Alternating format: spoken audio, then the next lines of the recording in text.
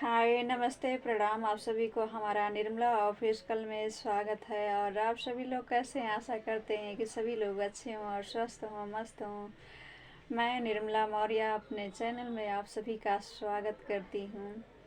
और आज आप सभी लोगों के बीच एक विवाह गीत रखने जा रही हूँ, जो कि सुनिए और सुन के कमेंट में लिखकर ज़रूर बताइएगा कैसा लगा ये विवाह गीत। और तो आइए आप सभी लोगों के बीच रखते हैं विवाह गीत, अवधि गीत। कि मोरे पीछवरवा कदमिया के पेड़वा, कदमिया के पेड़वा, अरे तो तमै नाले तू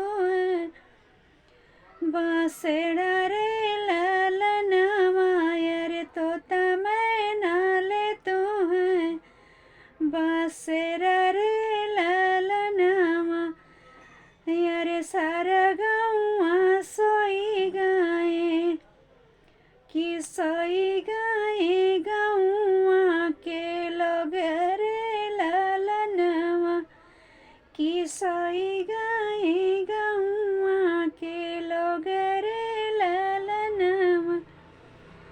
अरे ये कहीं ना समय, अरे बेटी के पापा ताज करे दहेजवा के सोच रे ललनवा।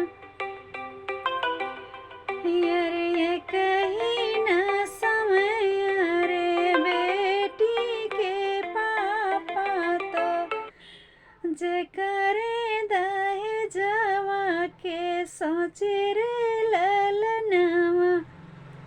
अरे मोरे पीछवरवा लवंगिया के पेड़वा, कदमिया के पेड़वा, अरे तो तमै नाले तू बासेरा रे ललनवा, अरे तो तमै नाले तू बासेरा रे ललनवा। अरे ये कहीं ना समय, अरे बेटी के चाचा ताज करे दहेजवा के सोच रे ललनवा। अरे ये कहीं ना समय, अरे बेटी के पापा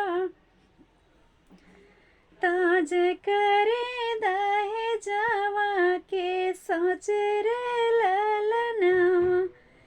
अरे सोई गाए तो तमै ना सोई गाए गौआ के लोग रे ललनवा।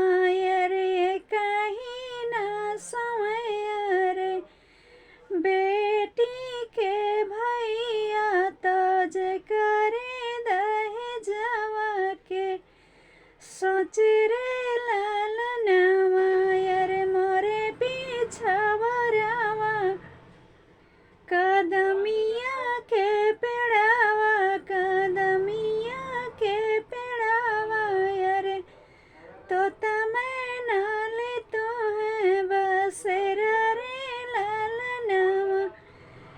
अरे ये कहीं ना समय, अरे कि सोई गाए तो तमै ना सोई गाए गौआ के लोग रे ललनवा।